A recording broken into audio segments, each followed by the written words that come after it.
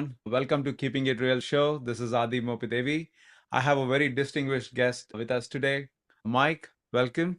Glad to have you on this show. Ladies and gentlemen, Mike has an illustrious career. He's a very seasoned IT executive with more than 30 years of experience, and he's a veteran too. So it's going to be a very fun conversation. Last week, I got a chance to speak to an FBI agent, and this year to a veteran. I think I'm hitting a home run here. Mike, would you like to introduce yourself to our audience? Yeah, appreciate it. I'm happy to be here. I'm Mike Owens. I am currently the global leader for executive advisory at Confluent, which is a data streaming company about real-time data. So I lead a series of folks that advise our customers at the executive level around the world. Back to my background, I've been tinkering with my PC since I was about 10 years old. And to age myself, that was about DOS 3, DOS 4 at the time. Did some classified communications in the military, some high tech things, worked in IT, a public utility, did consulting in the dot-com era. As Nice. that entire industry fell out, went into consulting and industry over the last 20, 30 years. So it's been awesome experience Wow. and journey. I'm sure our listeners will have a lot to learn from your experience. When I saw your background, the first question I actually wanted to ask you was, with your army background, I know I have a few friends who've been in army as well back in India and here too. They always talk about the mindset they carry. Like you're a different person once you get into a setup like that. And we hear the same thing in leadership as well. That how do you manage your mindset when you're actually in critical situations, when you're leading big teams, when you're managing corporate initiatives, etc. So, how did mindset management influence your career growth compared to other leaders, and what key lessons you have learned about leadership and how that approach has evolved? That's a great question. I would say for me, it stems back to even my dad being a police officer and in the military combined Oh, 35 years. okay. So that sort of set the level of foundation for me in my life as a North Star on top of my own military career and the disciplines and the structure that you get from that.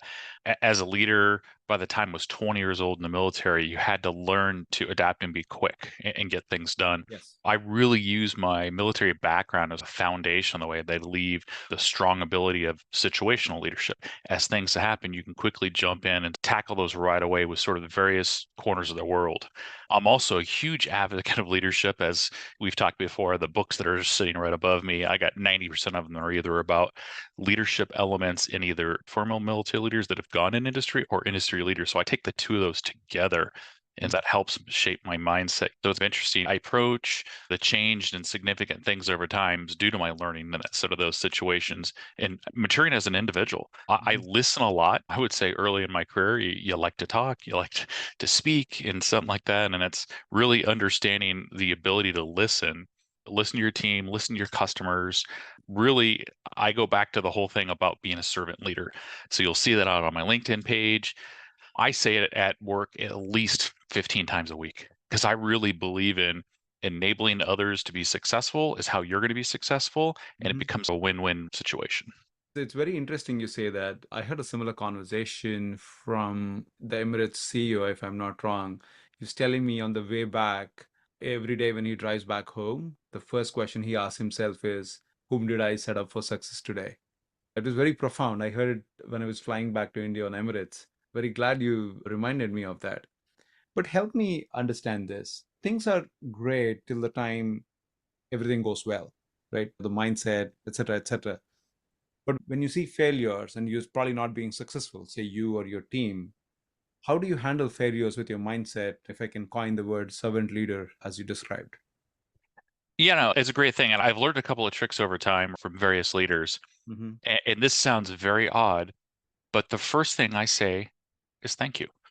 Hmm. Whether I'm going through a situation, I'm getting feedback, I'm in a tough situation, the concept of saying thank you and basically being listen to the situation or listen to the feedback, the challenge that happened, rather than immediately trying to defend it. Because what you want to do is understand what's going on, whether it was a failure or a perception of a failure, Hmm. right? Perceptions become a reality, right? So Yes. if you're immediately trying to go after the situation, defend why something was done versus understanding the perspective or perception out there, sometimes it can be a redirection. It's actually not a failure. Hmm. But I would say first thing is immediately own it, turn around and say thank you, but key thing, own it. Yeah. Understand, absolutely, I take accountability, own it, say thank you, take the feedback, and sometimes they'll come up with some nuggets. I would say in life, you don't have to do everything that someone tells you to do, but Hmm. if you can get small tidbits from several people and you learn from, that's what helps you grow. Hmm. And also, in earlier conversations with you, you did mention the concept of glad to be here. Would you like to quickly share that for our audience? Yeah, it's very similar to the thank you concept for feedback. I recently actually went through a leadership session where we had one of the former pilots for the Blue Angels. Hmm. They have a mindset, and by the way, not to advocate for Netflix or anything else, but they just released an entire series on Netflix about the Blue Angels, and you can actually learn about some of their thought Oh, processes and the way they do that. A lot of leadership capabilities in there. okay. But the glad to be there is after every flight and every mission, and this is similar to what we did in the military, we used to call it ARR, after action report. You sit down, what went well, what didn't go well. Every single person around the table Hmm. talks about what they did not go well. They take feedback from others. At the end of that statement, it's a thank you statement. What they stand on is, I'm glad to be here. It's kind of twofold piece of that. It's they are literally glad to be there, but in their situations, they're glad to be alive. Yeah. So they're going to take and internalize that and it becomes positive, glad to be here. So it changes the mindset. And honestly, you get a little bit of a smile on your face. Yeah. Small world, I literally have the sticker for glad to be here hashtag sitting Uh-huh. on top of my laptop. Oh, wow, that's brilliant. It's a very good mental trigger, and you wire yourself like that. I think it's a great team environment to be in. And before my audience start thinking that why is this becoming a emotional quotient discussion, let's also bring up the data innovations you guys are doing. And I would love to have you explain what is this data in motion all about and how Confluent uses that concept to help businesses. Yeah, so data in motion is just what it sounds like, or as it's coined. So if you look back at data in general, when data sits in these giant data lakes and Mhm. databases all over the place, that's considered data at rest, right? A lot of organizations have just dumped massive amounts of data in there, Yes. and then they try to mine it out. Of course, that's like using a fishing pole to go into Lake Michigan to find one thing, and it becomes difficult, Hmm. right? So data in motion, the concept is what you want to do is have things that are real time Hmm. creating data streams. You, Hmm. you have a producer, someone's producing it, they send it across, it gets parsed, it gets governed into the exact data elements that are required in a repeatable sense. That Hmm. becomes a data product. And as it's streaming a boss, think about a hose flying across your head, and all you got to do is reach up and continually grab that data in its real time constantly. Think in the Right. banking industry, millisecond responses on fraud audit alerts and things like that. This is where we're starting to get. So data rest becomes the foundation. It's based on Kafka, right? Our Mhm. founder, Jay Krebs, was one of the co-creators of Kafka, came over here and created a managed version of Kafka. And Mhm. it's been very successful. We're coming up on $1 billion in less than 10 years, which is pretty good for an organization from a revenue standpoint, Mhm. right? So the whole concept of data in motion is constantly going out there, governing, getting the right data, having those data products, and working with our customers to make sure they have value. So those are driving specific value for the customers. And it's across all industries. I would say some of the regulated ones like banking and things like that are probably our number one customers because they want to continually add products value out there, retail and things like that. So it's super exciting. Back to the whole concept, data is gold. All right. Yes, This is now a way to get the data is gold, but it's the right data at the right time. And of ironically, course. it feeds the whole concept if you want to do AI. That's true. I keep hearing this in for AI, it's garbage in, garbage out. Help me understand this. This is very different to how we've been looking at analytics and even reporting for that matter, right? Because we always thought of having a centralized data lake or a data warehouse. On that, organizations built tons of reports and use tools like Tableau, Power BI to get this. How do you see whether this data in motion strategy, does this complement it? Does this replace it? How does it fit in the enterprise landscape? Yeah, I would say it doesn't ultimately replace things. It Hmm. replaces some of the hows. It'll minimize the amount of potential data lakes and things like that. Think about it as rather than having 50 different tools to do something similar or off approach, if you can have a sort of data strategy to have that data going out consistently as products, The endpoints are integrations into various applications and things like that. As they consume in, can people or applications can subscribe in a very predictable format going forward. So rather than it's like a middleware layer for data, but it's real time, you can govern it, you can parse it, you can do a bunch of other things. So it allows you to do that a lot Yeah. differently. So it minimizes the big costs that you have on some of these other tools on the back end that are maybe 2 or 3x of the cost, right? So we're seeing a huge cost savings Hmm. on the front end, because let's say they have an open source product and they have a giant team trying to manage that on-prem. If you go to a managed service product that actually has more capabilities, you reduce the cost there, make it easier to consume the app. We call them consumers on the applications on the other end in a repeatable, sometimes low cost or no code or low code concept. Hmm. It's changed the dynamic in the whole DevOps world is right. Could you get smaller teams that can get data quicker and faster to the market? Yes. Oh, great. Very interesting to know this part. So, if an organization want to embrace a strategy like this, what would be the mechanisms or strategies you would recommend to guide customers on their data journey? No, and that's a great question, because that's the first question is everyone goes, that sounds awesome. Yeah. And so I would say in my teams, my team and I act as trusted advisors. Hmm. And we approach the customers. We have a high performing team, smaller in nature. And I would say, I always say, people laugh when I say this, there's a been there, done that, have the t-shirt type of folks, right? They've taken numerous customers' journeys into consideration to help our executives, our customers' executives, basically create the best path and tailor the situation. Yeah. And that includes all pillars, right? So it's the people, process, and technology component Hmm. of it. We create a capability roadmap sessions for these customers through workshops that helps them through either experiential learning opportunities to help them storm and form, as well as building their journey and their roadmaps from them. And it's not about going, hey, here's how you put the product in place. It's here's the capabilities, here's the stuff that sits around it, here's the governance that you need, here's the best things to make it successful as an organization. All right. Our approach is a scaling function that becomes a force multiplier. So I always laugh when I say this, but when I say it, they then understand it. I Yeah. equate a good advisory team like a military special operations team, right? If you look at the Green Berets, I'm not trying to compare my team to Green Berets, but they're always smaller in nature. They're Hmm. highly skilled. They're embedded into larger workforces as a force multiplier to make them successful. And Hmm. they slowly back away at one point and let those folks be autonomous, and we move to the next thing.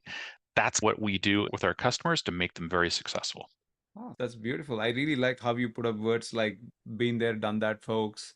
And you even talk about the operation model. What you actually said is very interesting. It sounds novel for initiatives like this. But help me understand with the recent trends, especially around AI, what is the importance of data quality and what you're seeing in the enterprise space? And what are the challenges of not having the right data? And how should companies evaluate their data maturity journey?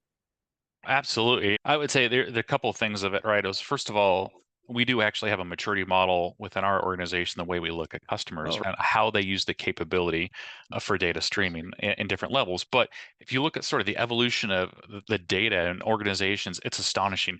You look back and it's like the world had about 2 zettabytes of data back in 2010. We're expected to get about 181 by next year. That's crazy. Forbes has published an article recently about 86% of the companies basically now have a function, dedicated team around data culture and data mhm. quality and Okay. focus on building data literacy. That tells you about data as gold and the force, what's going forward. But I do say we still are at an inflection point where we are a state with massive data lakes that are out there, zettabytes of data that's sitting at rest. The Hmm. old days of just dumping all your data in a data lake, slowly sifting through Yes. it, back to my analogy of a fishing pole in Hmm. Lake Michigan, is still out there, but it's slowly peeling back to get those insights. But if you look at the concept of AI, and that's the whole garbage in, garbage out, if you want to leverage things like AI, generative AI, all these weird things, you have to weed that stuff out. You have to get the right data, which makes sense, which means they're now collecting less data potentially. They may collect more data, but it may be granular in what they need versus just getting the whole lump sum of there. And helping organizations do that, ironically, as you create these data products, Hmm. right, on the Yeah. far end, you're telling what type of data you're going to need in the elements in there. So if everything else is sitting out there, don't capture it, don't drop it in the data lake. Yep. So you're going to end up minimizing that on the back end at one point. So Mhm. that's the sort of evolutionary change that you're going to get because everything else is just noise and garbage that they collected, right? You got noisy neighbors, get rid of them. Yeah, it's very interesting. I've heard you use this phrase multiple times, data product. Yeah. So, very quickly, what does that really mean? How our listeners should actually understand when you say data product? Yeah, the data product thing is awesome. And so when we look at that, creating a data product for an organization is very specific. So if they're talking about like a bank and maybe something about order updates or transaction updates or within that, there's defined sets of data that they come up with to Mhm, actually do analysis. And what they'll do is they'll put a wrapper around various use cases. And I would say you don't want an explosion of data products. People will automatically go, okay, great, here's my 100 data products I want. You're like, whoa, let's mhm. take a step back. Yeah. Like you should have about 10 or 15 potential data products on there. And you should have a subset of the data related to like things around customers, around transaction opportunities, around shipping, maybe manufacturing, things like that. It makes sense. And you actually have a governing body, which is the people who are creating it and the people who are consuming it, which is the application teams. What do I need? So what they do Yeah. is they actually have a governing body that says what data goes in that product. And what you're seeing now is there's actually a product owner, data product owner, that Mhm. actually has metrics to drive the outcome of that data, monetary. So what we always say that from a data perspective, you're trying to do one of three things. You're either trying to make money, save money, or protect money, Mhm. right? Great. And I Uh, would say if we take a step back, what helps customers understand where they need to do from a data streaming, we have used this concept we use as a DSO or a data streaming organization, right? And so that looks at it from the people, okay. process, and technology. So when my team cross references into one of the pillars is value of data, that's where we look at the data product. How's it being monetized? How are they viewing this? So that all fits into sort of the framework we like to work with our customers. Sounds exciting. So, with this kind of a technology and a perspective in mind, what are the major trends you foresee in data management, or essentially how organizations are going to build data roadmaps or even data roadmap technologies? Yeah, that's great. And back to even what we talked about earlier about data being gold to the new oil to a certain degree, Mhm, right? mhm, Still, organizations, even though people have been saying it, just like shifts in technology take forever, right? mhm. I would say 80% of the companies still are doing things in the old way. They're just chipping at these technologies on the fringe or things like that. So you're still going to see large amounts of transformation into sort of data products and refining the types of data. Back to the point you made earlier, is because they're going to try to take advantage of these higher level capabilities in AI, ML, generative, and everything that's going to solve world hunger and do things easier for people. So these companies are going to continue to focus that. They're also going to continue to take that stuff. We still have a lot of customers that have things on prem for either regulatory requirements, the perceptions of latency, the perceptions of cost, but you're going to slowly see those continually to move more and more to the cloud, which Mhm. then allows you to have more real-time efforts, lower the cost long term. And so that's the sort of the shift. You do have the challenges they're getting over is either the perceptions or the realities in some areas is the regulatory components around some of that they may have to deal with. Laws are continually changing, so you have to adjust it, what Mhm. data can go where. But Yeah. it becomes very interesting. The challenge in that space is you still have to go over the human element and get past that. Basic human psychology tell you that the standard emotion is to protect yourself and around there. So when you start talking to people and Mhm. organizations, I would say we'll start talking to a data architect or a data engineer about something, and they quickly thinking in the back of their head as they're talking to you, they're not saying it, they're just very quietly going, Okay. my job's going to get lost. They're going to get rid of my job. But in reality, your job is going to transform and you're going to do higher level things Yes. and tasks. And when I hit this inflection point, so when I was at AWS and I was doing cloud migrations, the term that I used to use, I'm like, sometimes you realize you're talking to the turkey about Thanksgiving. Yeah. And I'm not, I'm not saying that people are turkeys. But what I'm saying is human emotion says that I'm going to react because it's going to affect me. But what that means is part of I'm a huge change management person. You have to address that element up front. Is going, Mhm. hey, we're going to do Yes. this. Here's what's going to do. Hey, and for our team, this is going to allow us to actually add skills to your plate to start doing this and this. If you Mhm. don't do it together in your message, remember the whole people process technology, you will fail, right? Right. You got to roll it out together. In handling of initiatives of this scale and I would say fanciness, what is the culture you think would work for a leader to carry on with his team or with her team? Yeah, it's interesting. I would say From my perspective, an organization that is acceptable to change for Mm-hmm. the right reasons, right? If you look at, now without naming customers that I've worked with in the past, but large banking institutions that when Mm-hmm. we did a cloud transformation for, and whether it's data transformation, cloud transformation, very similar, right? We had added the change, and what leadership did is said, I'm going to address this head on. And I'll Mm-hmm. give you an example of, we were doing a large cloud transformation, which would have been probably a $500 million cost, Mm-hmm. transforming thousands of applications. How do you get people on board? You have to think as a leader, basically, how do you get people in the boat?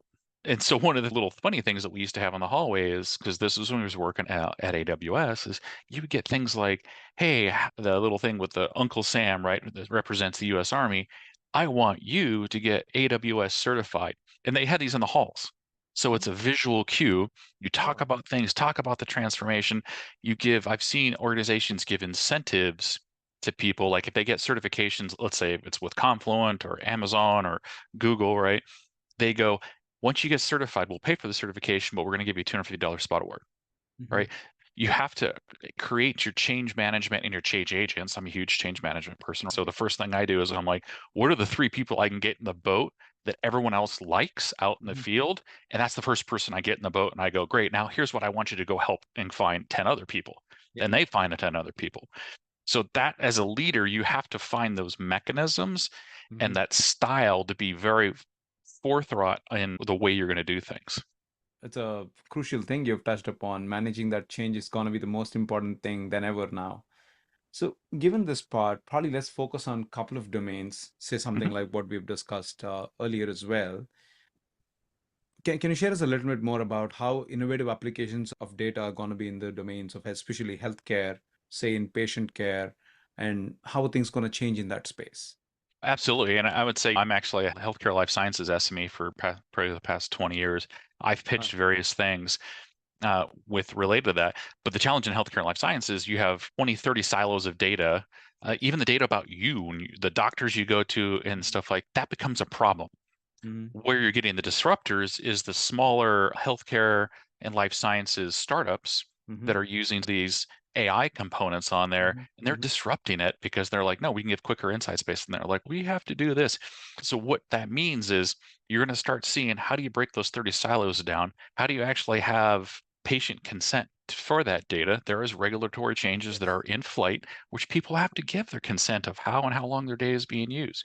Mm-hmm. Once you break that down, imagine a world where you actually, have consented with the types of data that you have in place, these 30 silos or whatever. And this organization, what you're going to see is a national healthcare system that looks at the top 150 conditions that you have. All of a sudden, one day you go to give blood, and just to have your blood work, you go to the next doctor's office, you trigger that last risk element of a particular condition. It automatically puts an alert in your EMR. And the next time you go to the doctor, it'll review your blood work. It goes, hey, this person has 95% probability for this condition. And so that's where healthcare is going to change, and personalized healthcare.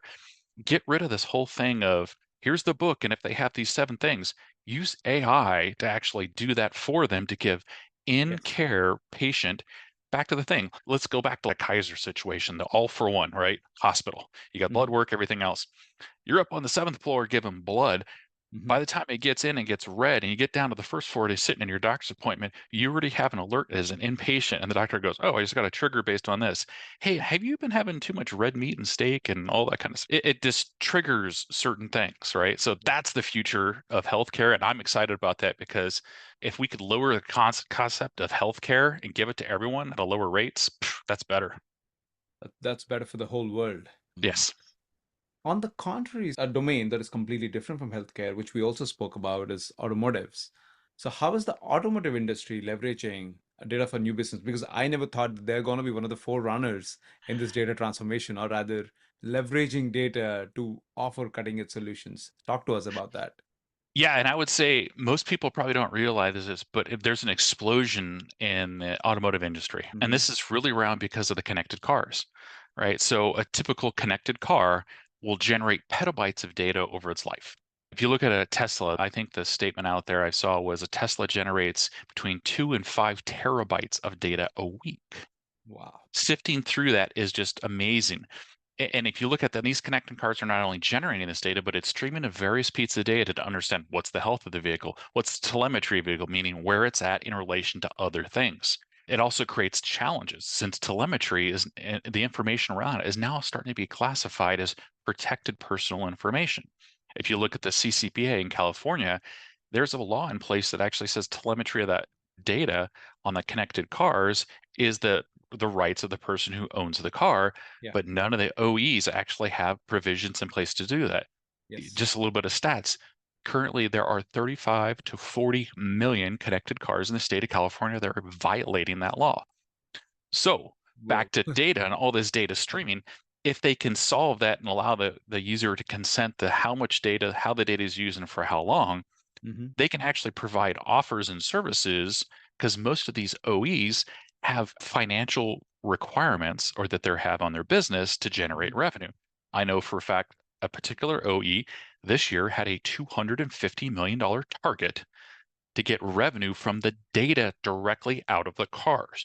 Guess what? If they can't put the right provisions in place for the consent, that means they're not going to be able to do it at one point. They could be forced to turn it off.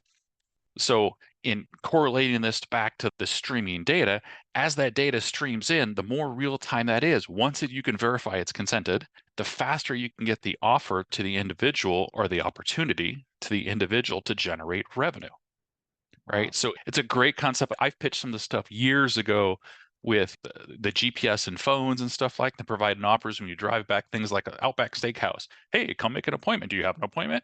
Hey, automatically connect to Open Table and open this. That world is coming more and more, but there's also challenges that we have to make sure that we protect the data and protect the people because it is their data, it's not our data. Got. So, one last question while we wrap our conversation.